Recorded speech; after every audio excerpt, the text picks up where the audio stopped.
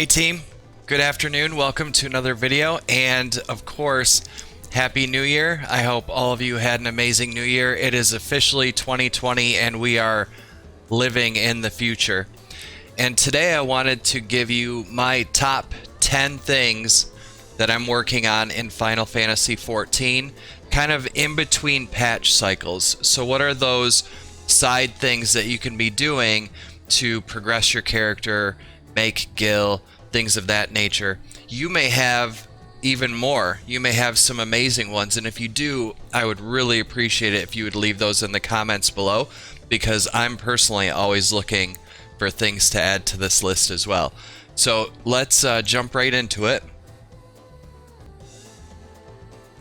First, you'll notice on the screen here that I am at the beehive, and if you haven't already started the PIER custom deliveries and you have gatherers, make sure you head to the beehive. There is, I won't spoil it, but there is an amazing quest line where you work to help this business thrive. So head to the beehive. You're going to, let's go ahead and turn on the map here. It's going to be in UL'DAH, and you're going to go to the beehive and you're going to talk over here to PIER, and he is going to allow you to make custom deliveries for your gathering class. The benefits of this obviously are yellow and white scripts that you can use to buy things to sell or craft or whatever you want to do, gear for your other gathering jobs if you don't have them all leveled up. So it's a really cool thing to do kind of on the side if you haven't already. I would highly recommend the story as well. Just like everything else in Shadowbringers, it's really top-notch narrative. The second thing I have on my list is shared fates. So I have not completed all of these. It's something I'm still working on. But if you go travel and then you go shared fate, if you haven't done this already, each zone, once you complete 60 fates, it opens up the ability to purchase different collectibles, minions, mount barding, chocobo barding rather, all kinds of really cool stuff. But there's one specific thing that I want to show you about this, and let's go to Ban now so I can show you this.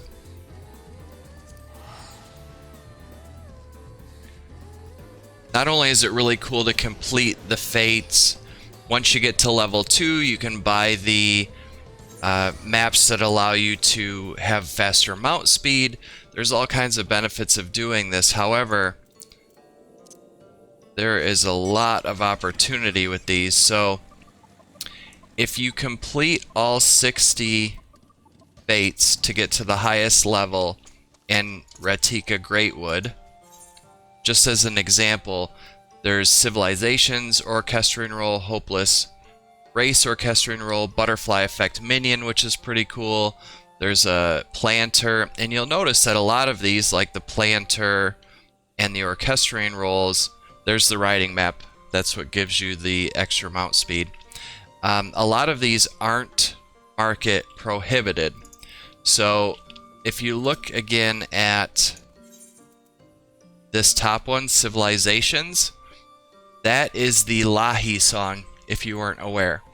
It is legitimately the LAVENDER Orchestrion Roll that you can purchase for 350 bi-colored gemstones. Now, why would you want to do this?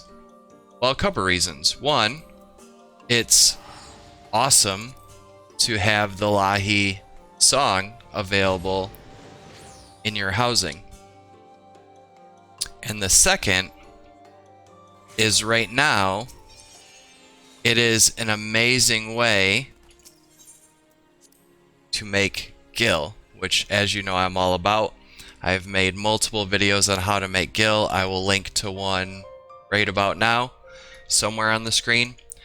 But if we go to my retainer here, and we look at the sale history, you'll notice right here, 970,000 gil for selling a Civilization Orchestrion Roll. I scroll down a little bit, there's another one, 970,000 gil.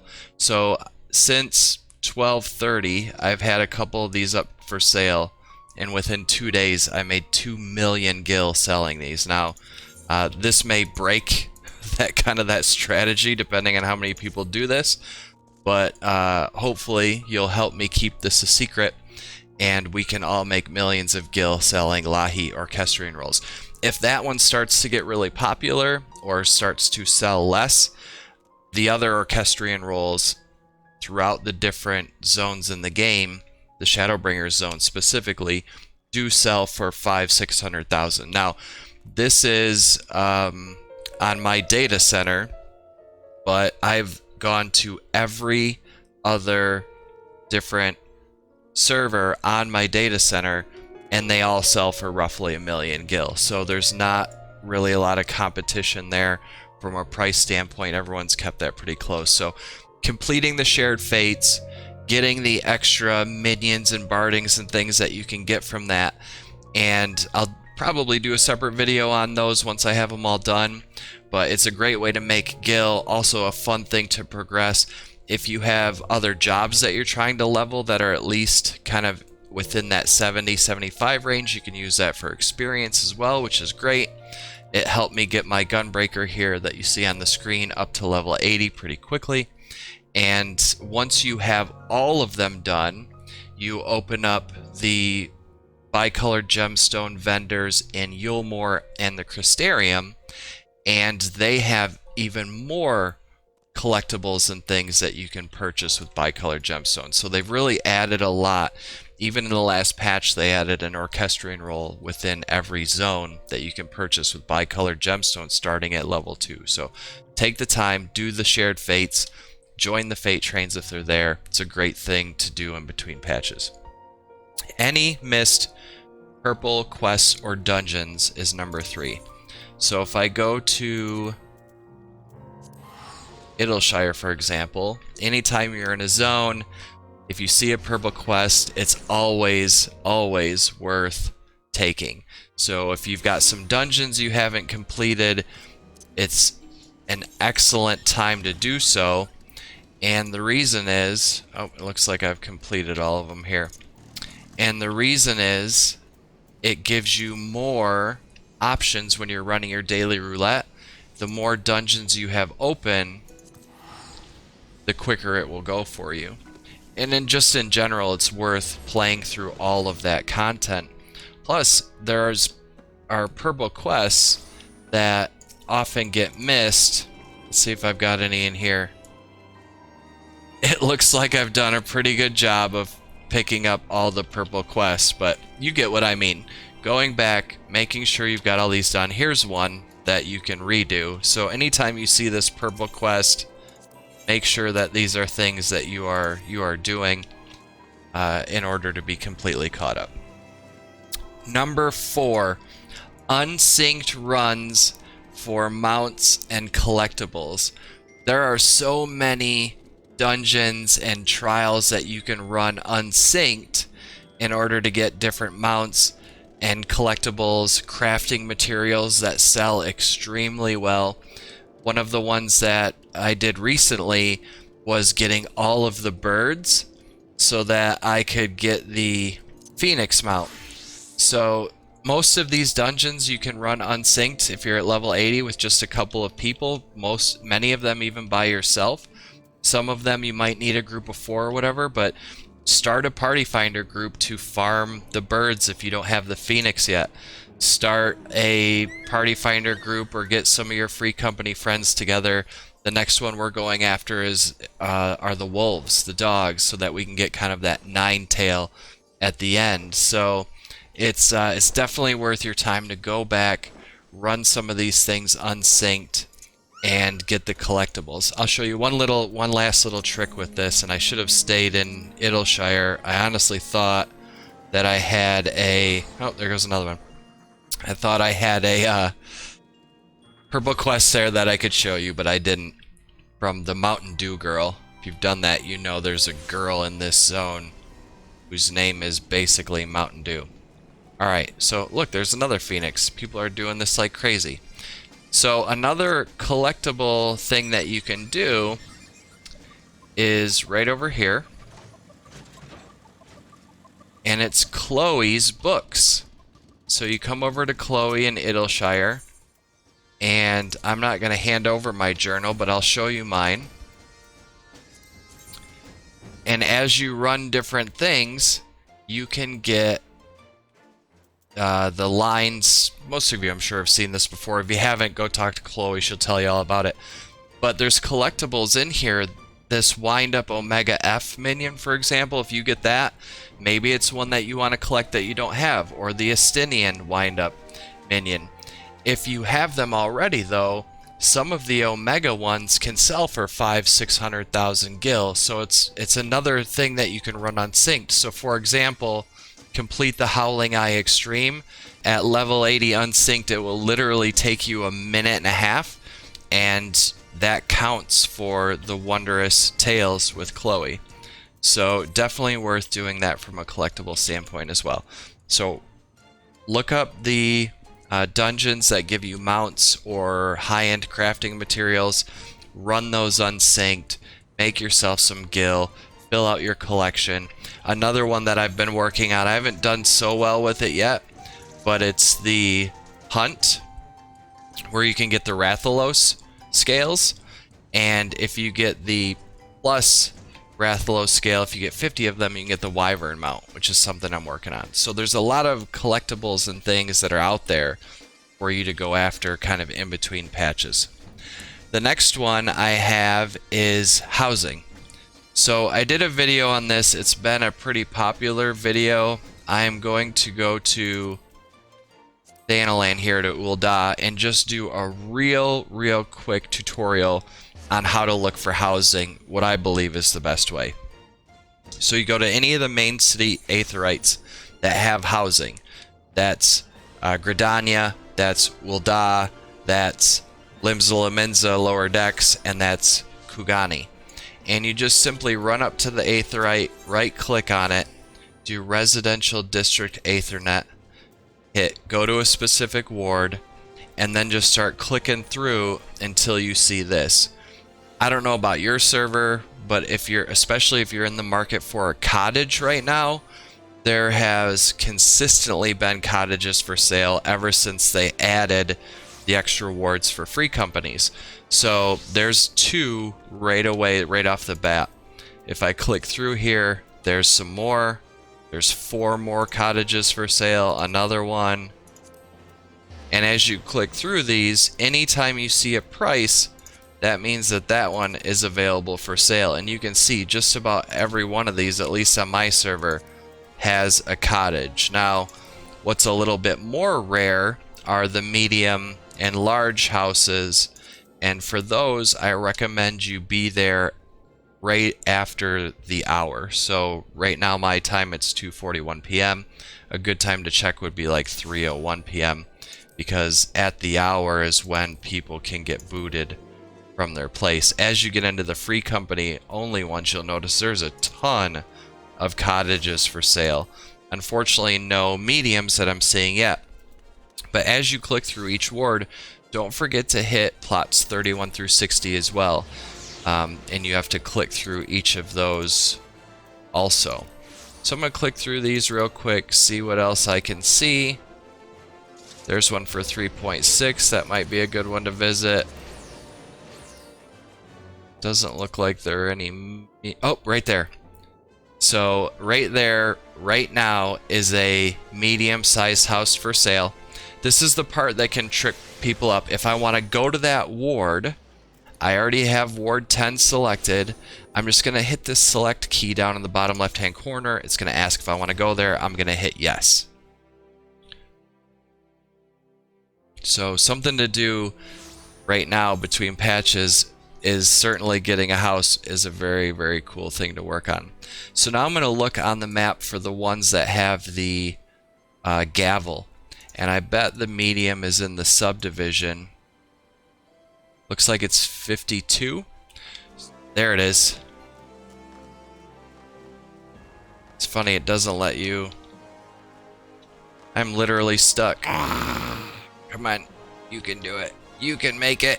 You can go. There we go. So team, here's a medium plot right here that's for sale. So keep your eyes on the housing. This one has a pretty good view of the canyon.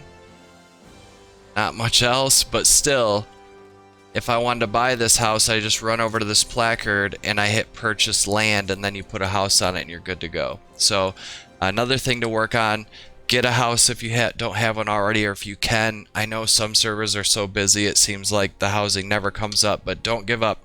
You'll get one eventually. And then once you get into housing, that opens up a whole nother can of worms of stuff you can do.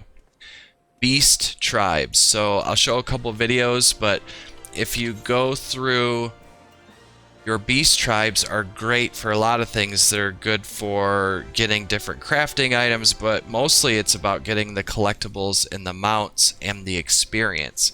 So once you have completed a beast tribe, the experience you get from doing those quests increase substantially. Right now, for example, each of the Pixie Beast Tribe quests is worth 2.4 million experience. So 2.4 times 3, let's see, that's 4.8, 5.2, 6.2 million experience for literally like the 5 minutes it takes to do the Pixie Beast Tribe quest. And you can see I've kind of worked my way backwards. So Pixies I have done, Stormblood I have done, and I'm now worked my way through Heavensward, where I'm working on the Vanu and the Moogles. I have both of those at Honored. I don't know if I'll go through and complete the Realm Reborn one. And the reason is most of the mounts and things that you get from that were offered in the itinerant Moogle, I guess, events that we had earlier this year. But if you weren't able to get involved in that, the Realm Reborn ones are worth doing too. But going back, doing the Beast Tribe quest for the collectibles and the experience is always a good idea, and getting caught up there.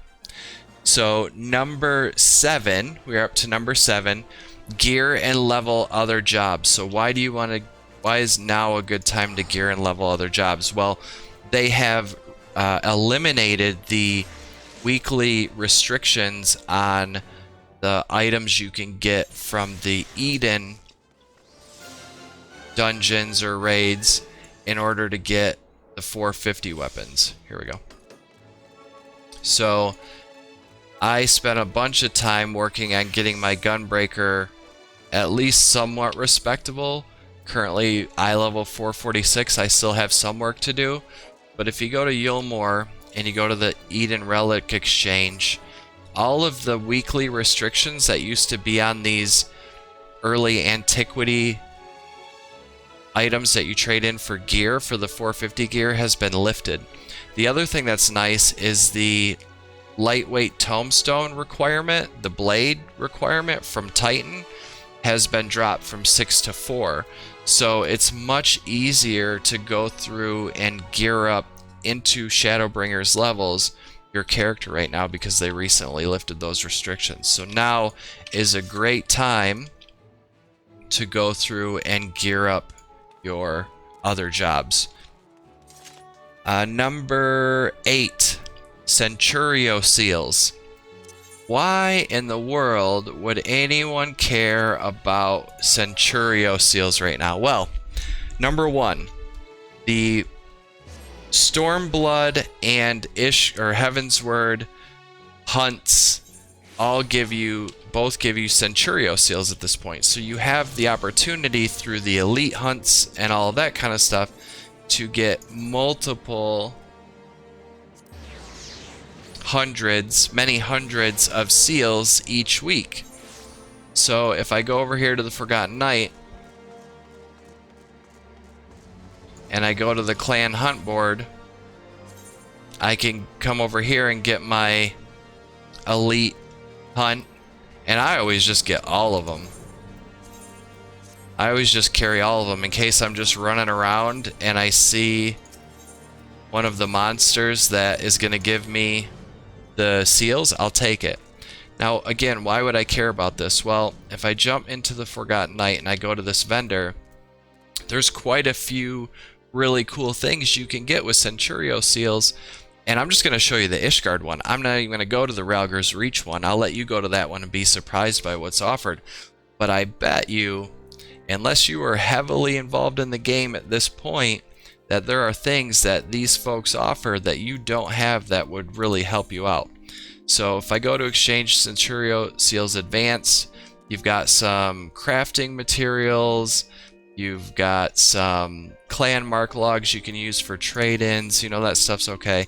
But if I go to here, 1, you can buy ventures. 2, these Aetheryte tickets for 5 at minimum, well, at minimum could be worth 1,000 gil. If you buy those Aetheryte tickets, you're saving money on traveling around. You've got the Griffin hatchling, the Behemoth heir, the ISHGARD barding. You've got some housing items.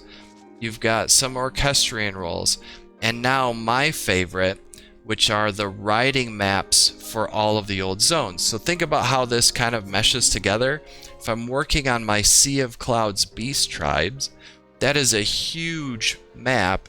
I want to make sure I have the advanced riding map, the 2-star riding map for that zone, so it takes me a lot less time. So I made sure, if I go here to travel and then I go to mount speed, I made sure for ISHGARD, for Sea of Clouds and Churning Mist, which is where the Moogle one is, that I got those riding maps so that it's much faster for me to travel around, and I will be working on getting it the riding map for all of these zones, so that way whenever I come back to these areas, my mounts are going to go much faster. So there's lots of cool things you can purchase, some different lower level gear here if you're upgrading your jobs, but it's definitely worth going back, taking the, I don't know, 20 minutes or whatever to find these hunts and to get the Centurio seals and turn it in for all the goodies that are available there. Number 9, PvP. Now is a great time to get into PvP. Number 1, they are now making it a requirement that everyone acts as a freelancer. So what that means is you're no longer tethered to your grant company with regards to PvP, and it makes it so you are much more likely to jump into a team that will win, and it's made things a lot more fair in my opinion. Some people may disagree. If on my server, for example, it was always Maelstrom that had everyone stacked that had experience with PvP, but it really makes it a lot more fun in my opinion to allow everyone to be a freelancer. But ultimately, if you go to either of these outfitters, it's an amazing time to get into PvP. I promise you, if you haven't done it, it's not what you think, especially frontline. Try a frontline. I promise you it's not as scary or toxic as you may think. It's a ton of fun.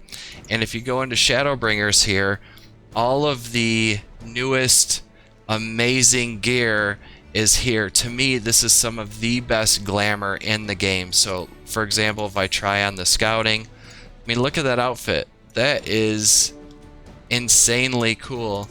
In fact, I love this gear so much. You'll see right now I have it on my Gunbreaker. The only thing I have different, the pants are different, and I put this mask on because I thought that looked pretty cool. But I've got it on my Gunbreaker. I've got it on, oops, wrong button, my Summoner, which you've seen. So that is the robe from the Nier raid, but I have all of the PvP legs and hands and mask. If I go to my Samurai, this is the next one I'm working on. So I've got the mask and the gloves and the boots. I will be working on getting the chest and the legs. So getting into PvP can be a lot of fun just for that glamour. But then if you go to the Provisioner here, there are a ton of orchestrion rolls, housing items, haircuts, minions, things like that that you can get pretty easily from a few PvP runs. So again, team, if you haven't done PvP, do me a favor, give it a shot. I promise you it is not as bad as you think. So number 9, PvP. Number 10, Number 10, the last one, and these are in no certain order. It's not like worst to best. But number 10 is make gill. And I've done, again, videos on making gill already. But one that I'm working on right now, other than the bicolored gemstone piece, is being a middleman or being a middle woman. And my favorite way to do this, so I think too many people, when they're trying to make gill, they try to, especially with crafting, they try to offer the end product. So they try to craft something amazing, do all this work, and gather all these items and make all this stuff and follow this recipe tree down the rabbit hole like Alice in Wonderland to get to this thing, and they spend a ton of gill or a ton of time. And yeah, you can make big money that way, but those items don't tend to sell as often, so it takes longer. You get what I mean. Being the middleman or the middle woman, much quicker, much easier to make some gill, and it also helps diversify your gill strategy. So why am I the collectible appraiser?